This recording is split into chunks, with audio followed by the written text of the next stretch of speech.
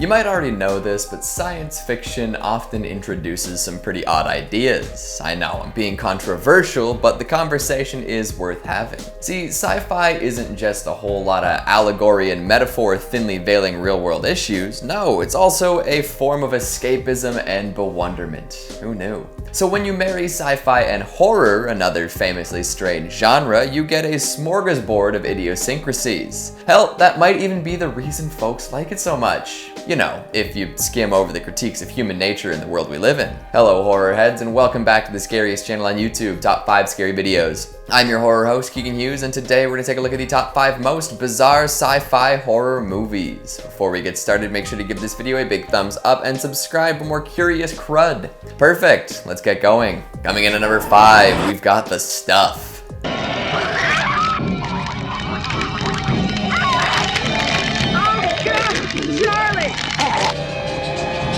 This movie literally never gets old. It's magic, I can't fully explain it. But from the moment we see an aging, bushy-eyed man wearing a wide-brimmed hat decide that eating goop bubbling up from the earth with his bare hands while it's snowing is a good idea, there's no going back. That tells you everything you need to know about this movie. It's gonna be filled with dimwits, insane set pieces, and white goop that can't possibly be good. Which, when you think about it, really is the formula for smash hit sci-fi. The Stuff, if you peel back all the grotesque transformations in flaming motel rooms, is a movie about consumerism taking over our lives. But boy, does it approach this message in a sideways manner. We meet David Mo Rutherford on a quest to make money and sabotage entire industries. Legend. He meets all sorts of wild and wacky characters on his quest to figure out exactly what the stuff is. There's good old Chocolate Chip Charlie, the kung fu fighting junk food mogul, and there's sweet young Jason, who sees the stuff for what it really is,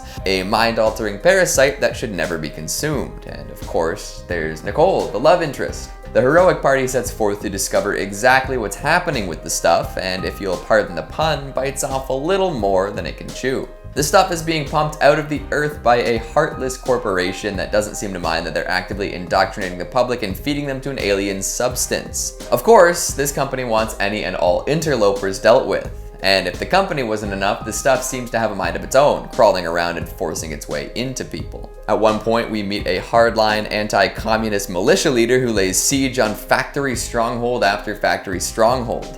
If it seems like it's all over the place, that's because it is. And the performances don't do a fantastic job of pulling story threads together either. But there's enough stuff sloshing around and doing ridiculous things to keep anyone interested. And if you're a fan of non sequitur and people getting turned inside out, this is for you. Coming in at number 4, we've got Frankenhooker. It's not like I'm committing murder. I'm not killing anybody. The crack is what's gonna kill them. Hell, it's killing them already. Well, yeah, just look at the title. Take the classic tale of Frankenstein and add in some less than fresh elements. If Mary Shelley's book, the classic Universal Frankenstein, Bride of Frankenstein, Mel Gibson's Young Frankenstein, the obvious homages in Reanimator and Bride of Reanimator, and the Monster Squad weren't enough Frankenstein for you, then here you go, I guess. A brand new, for the 90s, take on the classic sci-fi tale.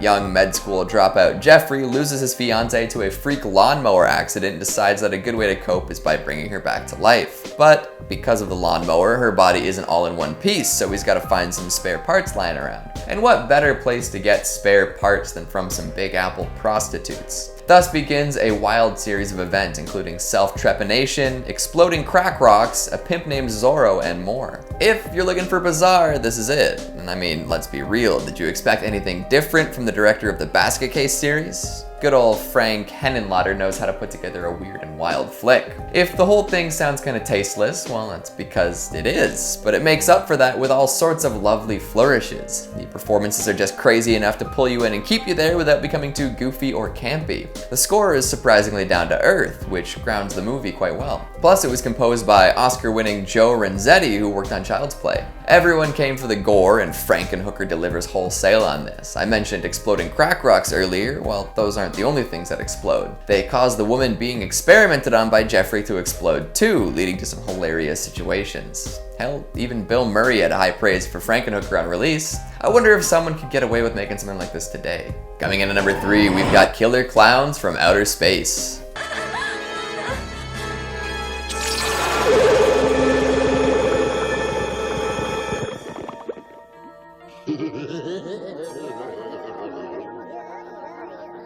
alien invasion has never been so creepy. Like, regular alien invasions are bad, but having giant, terrible circus clown abominations harvesting human bodies? It's every child's worst nightmare come true. Killer clowns sounds like a ridiculous idea, sure, but it's so well executed that it's impossible not to have a good time. In the wrong hands, that kind of premise would result in being unwatchable dreck, but thankfully we live in the timeline where the Chiodo brothers made it work. After the 3 special effects artists got their wings creating Large Marge for Pee-wee's Big Adventure, they tried their hands at directing a movie pretty much all about special effects, and well, that's the best part of it. There are just so many good gags in this flick.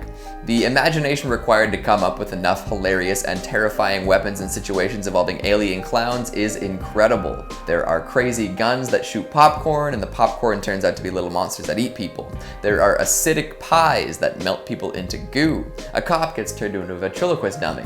There's so much strangeness packed into this little cult movie from the 80s, and it deserves every ounce of love. And there's a couple of goofballs who boink some lady aliens, you know, because reasons. It's hard to imagine a more bizarre sci-fi horror than this, but I'm sure you already knew that. Coming in at number 2, we've got Night of the Creeps.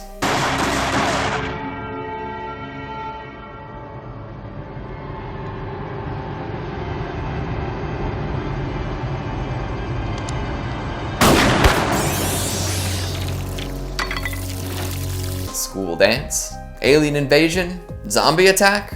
Must be Night of the Creeps. This cult classic mixes so many 80s sci-fi and horror tropes together, it's a miracle that it keeps its shape. But it does indeed, and the result is electrifying. As Tom Atkins would say, thrill me. Oh, it does. We start in space with a strange canister being launched towards Earth. It lands, and all of a sudden everything is in good old-fashioned black and white.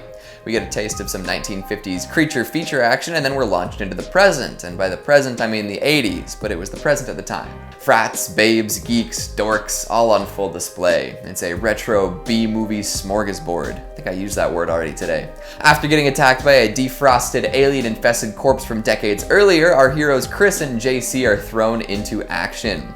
Soon they realize that alien slugs are bringing people back to life, causing them to take on zombie-like traits. Destroying the brain won't be enough this time. You gotta fight alien zombies with fire. Flamethrowers and burning houses do a good job of taking care of the intergalactic threat, but there's still more to be done.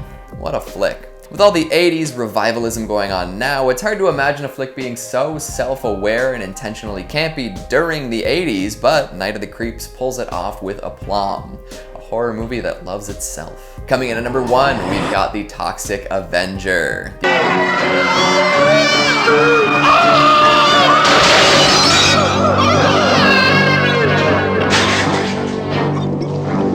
The first superhero from New Jersey. Way to go, team. I mean, it's a Troma film, of course it's gonna be weird. The Toxic Avenger is probably one of Troma's best known movies too.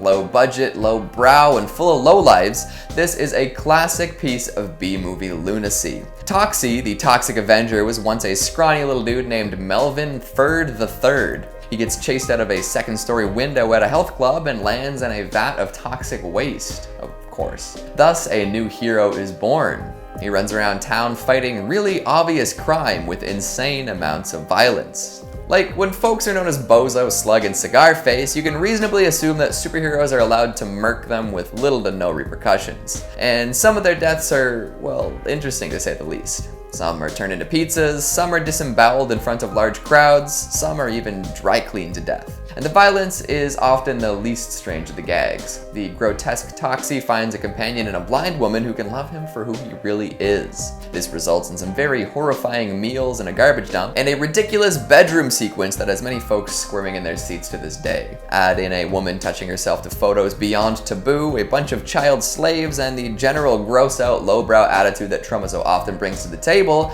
and the Toxic Avenger takes the bizarre cake. This is a movie that exists entirely in defiance of political correctness. It spits in the face of good taste. It feels a little different now than when it was released, considering all the time that's passed and what the movie industry's done since, but it's still among the most crass and fascinating horror sci-fi flicks out there. See if you can catch an episode of its Saturday morning cartoon sometime. Need a quick shower after all that?